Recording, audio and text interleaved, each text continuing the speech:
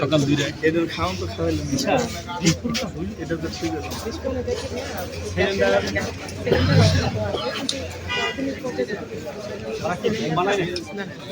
সিলিন্ডারটা লিখছে টাকার কোনো 10,000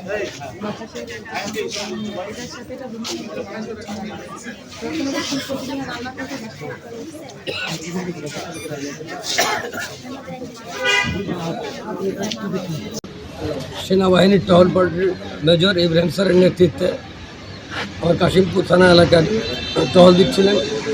তারপর উনি টহলরত অবস্থায় একজনকে চাপাতি সহ রাস্তায় দাঁড়াতে দেখে হয়, তারপর তাকে ধরার পরে তাকে জিজ্ঞাসাবাদ করে অনিশ্চিত তার কাছে যেহেতু একটা অবৈধ অস্ত্র পাওয়া গেছে, ছিনতাইকারী বা দস্যু টাইপের। এরপরে আমাকে ফোন দিচ্ছে যে এখানে একটু পাওয়া গেছে, আপনি আসেন। তখন আমি আমার কৃষ্ণ মোবাইল পার্টিদেরকে বলি একটু আসো। এরপরে আমি নিজেও সেখানে যাই। যেহেতু এই অভিযান আমি 7 তারিখে জয়েন করার পর থেকে মেজর স্যারের সাথে আমি যৌথভাবে যোগাযোগ করে এই যে কাশিমপুর তথা গাজীপুর সন্ত্রাস, ডাকাতি, ছিনতাই, এমন দস্যুতার মাদক ব্যবসা, মাদক সেবন এগুলো বন্ধ করার জন্য প্রতিজ্ঞাবদ্ধ হয়েছি।